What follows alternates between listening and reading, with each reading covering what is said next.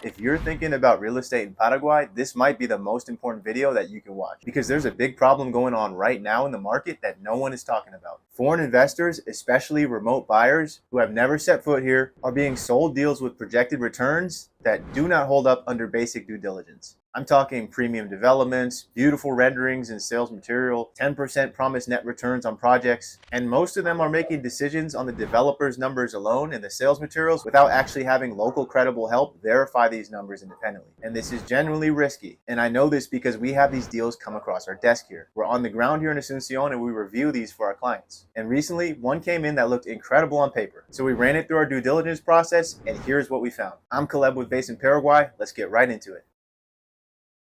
Now, we need a little context before we get into the case study itself. Let me explain what's going on in the market right now. Paraguay is an early stage real estate market, and prices are still low compared to comparable markets. In addition, the investor pass just launched, and one of the routes requires $200,000 in real estate, and you get permanent residency. Additionally, Argentine and Brazilian capital is flooding in. There is real opportunity in this market, and I stand on that. That said, opportunity also creates opportunistic thinking, which could attract developers who knows foreign capital is coming in with limited knowledge and lots of capital to invest. And what we're seeing can be described as a pattern. Professionally marketed developments that look amazing on paper with projected returns that look great too, but quickly fall short once you actually verify the numbers, look at the documents and the fine print. So I'm not talking about one bad developer here. I'm simply pointing out that this market is still in a stage where the buyer protection infrastructure is still developing and it's not solidified. There are no standard disclosure documents here like you would have in the EU or the US, which means the information asymmetry between the developers and the buyers is still massive. And if you don't have someone on the ground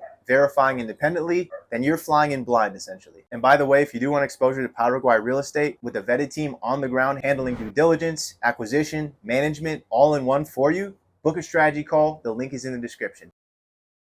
Okay, now let's get into the deal that came across our desk. Here's what it looked like on the surface. It was an off-plan development in Greater Asunción, premium amenities marketed specifically for foreign investors. Plan was simple: buy a furnished one-bedroom unit for about $120,000, rent it short-term on Airbnb at 75% projected occupancy with a projected net return of 10%. Now on paper, hell yeah, that's a great deal. Most real estate markets globally return 3 to 5%. A 10% return in an emerging growing market sounds like a no-brainer, but we do not invest based on sales projections alone. We only invest on verified numbers. So our team went through every single document and here's what we found. The first thing we checked was the return calculation, and we found that the return projection was actually based on a lower unit price than the units actually cost on the current price sheet. The gap was significant, enough to drop the projected return by about 1 to 2 percentage points before you even look at anything else. And that's still assuming the developer's optimistic assumptions on occupancy, monthly rate, and expenses. Which brings us to lesson number 1. Always verify the return calculation against the exact unit that you're buying. Not a generic unit, not last year's pricing, the specific unit, the specific payment plan, and the specific total all-in cost, including furnishing and acquisition fees. And if the numbers in the projection don't match the numbers in the price sheet, that is your first red flag.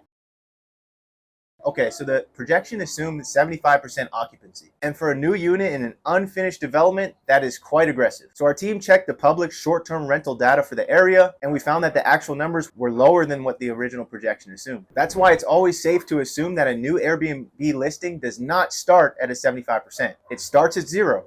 We assume that, and it builds from there. Because reviews take time, reputation takes time, especially when the development is not fully complete, like in this case. And that's why the construction phase matters a lot. Because when the first units are delivered, but the later construction phases for other units are still in development, the reality for your guests is noise, dust, construction traffic, incomplete amenities, limited guest access, and an experience that does not match the beautiful renderings yet. So although your unit might be ready, the guest experience is not. And Airbnb guests review the experience, not just the unit itself. So we found that a realistic occupancy for year 1 in this kind of situation is 45 to 55%, not 75, which alone cut the projected return in nearly in half. Which brings us to lesson number 2.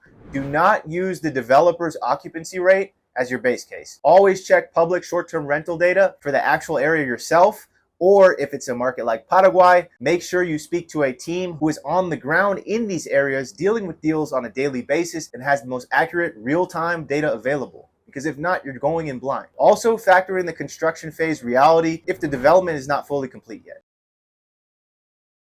but very important if you are considering investing in Paraguay real estate, because this is one of the most common problems in Paraguay right now. It's that the person selling you the property might not be the legal owner. Side note, this is not a part of the case, but I want to educate you on this because it is crucial that you understand this before even thinking about deploying capital here. So most transactions are done through preliminary contracts. You pay a deposit or the full price up front, and the ownership is supposed to transfer directly to you through a notary afterwards. That is the standard practice. It is legal. But the problem is the seller's authority to sell is not always verified before the money changes hands. This happens all the time. And getting your money back when it does is time consuming, expensive, and usually unsuccessful.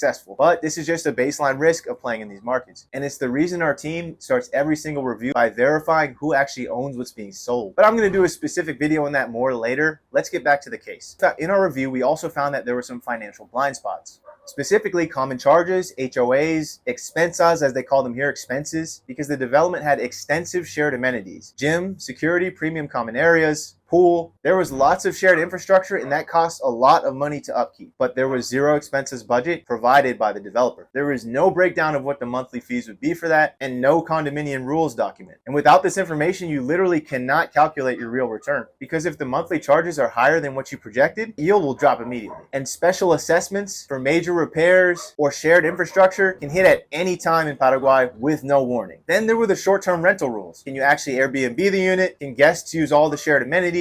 Are there minimum stays for guests? Are there restrictions? Can you hire your own property manager? Or are you locked into the developer's rental program? None of this was confirmed in writing. And if the developer's own program is mandatory, your ability to control your own rental operation is limited drastically. And then there was maintenance. Short-term rental units get hammered, especially in Paraguay. You need constant furniture replacement, AC maintenance all the time, cleaning, linens, towels, repainting, random guest damage. Especially in a humid climate with high turnover like this, these costs are real and reoccurring. And the projection had a very low maintenance reserve that did not reflect the reality of upkeep here in this short-term rental market. And finally, construction quality. Technical specifications, materials list, waterproofing standards, warranty terms, defect correction processes, independent inspection rights. None of this can be verified from the sales material alone. In Paraguay, high humidity, UV exposure, mold exposure, intensive rental use, these accelerate wear and tear fast. And without reviewing the technical specs, you're doing more hoping than actually investing. And this connects to something that most foreign investors here don't actually consider. In Paraguay, there is no MLS, there's no Zillow, there's no standardized pricing. The price you see is whatever the seller or broker decides to list, which is why it is important to find a local operator who is actually on the ground managing these properties, working with local construction teams, negotiating with developers and landlords across multiple properties in multiple regions here in Paraguay, because that's where you're going to find the closest to the truth on what the property actually is worth. And if you are buying from someone who's not embedded in the day-to-day of these markets, there is a very high chance that you are overpaying. Which brings us to lesson number 3. If you cannot see the expenses breakdown, the condominium rules, the short-term rental permissions, the maintenance budget, the construction spend, and the verified ownership structure, and you don't have a local operator actually verifying the actual market price for you, you do not have enough information to make an informed investment decision.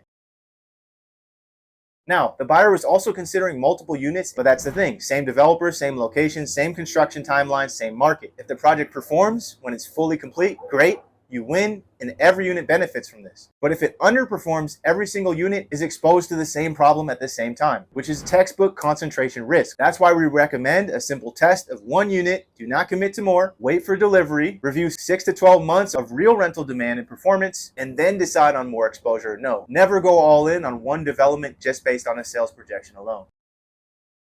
Another caution, the developer wanted an answer immediately. Decide today, lock it in now, this unit will not last. This kind of pressure is not a good sign, because if the developer is pressuring you to commit before you have the independent verification and before you have answers to basic due diligence, that's not urgency. That's a red flag, and there's a big difference. Real opportunities wait for due diligence. And if the deal disappears because you're asking questions, that is not a deal worth taking.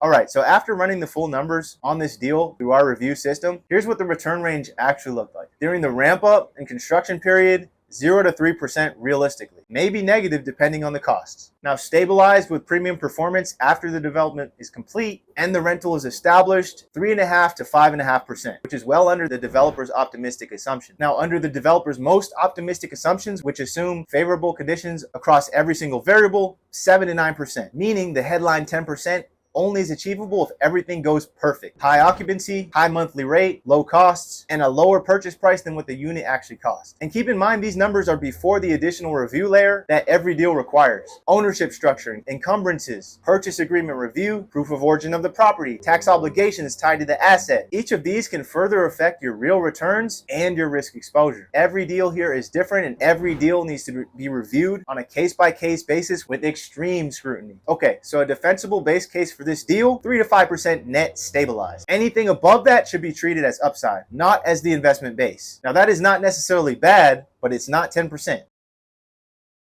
Okay, so here's what our team checks specifically before any client deploys any kind of capital into Paraguayan real estate. Number 1, verify the return calculation against the exact pricing unit and payment plan and not just a generic model. Number 2, check public short-term rental data for the actual area and liaison with operators on the ground in those areas to determine real price projections. Don't rely on the developer's projections and sales materials alone. Number 3, review the condominium rules and cost allocation structure before committing capital. Number 4, confirm short-term rental permissions and property management rules in writing. Number 5, get an independent assessment of construction quality and technical specifications. Number 6, calculate realistic maintenance reserves for short-term rental use. Number 7, model conservative occupancy for year 1 versus stabilized. Do not use 75% as a base case for a new listing. Number 8, assess concentration risk before committing to multiple units in the same development. Number 9, never commit under time pressure before the documents are reviewed and all of your questions are answered. And number 10, once the investment analysis checks out,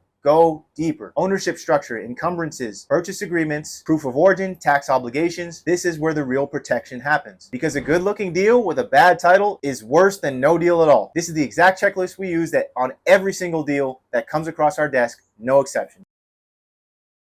Now, I want to be clear about something. Paraguay real estate is a real opportunity, and I fully believe in this market. The prices are still early, and the growth trajectory is real. Plus, the investor pass came in, giving investors more leverage here than ever before. But opportunity and risk live in the same place. And the same market that offers upside also lacks the buyer protections that more mature markets have. And that's not a reason to avoid it, but it is a reason to do your proper due diligence before you even think about investing here and see through the blind bullishness so you can form an investment thesis. That said, if you do want to invest in Paraguay real estate with the team that actually runs these numbers here on the ground in Paraguay before you deploy capital, book a strategy call. The link is in the description. Thanks for watching, and I'll see you on the next one.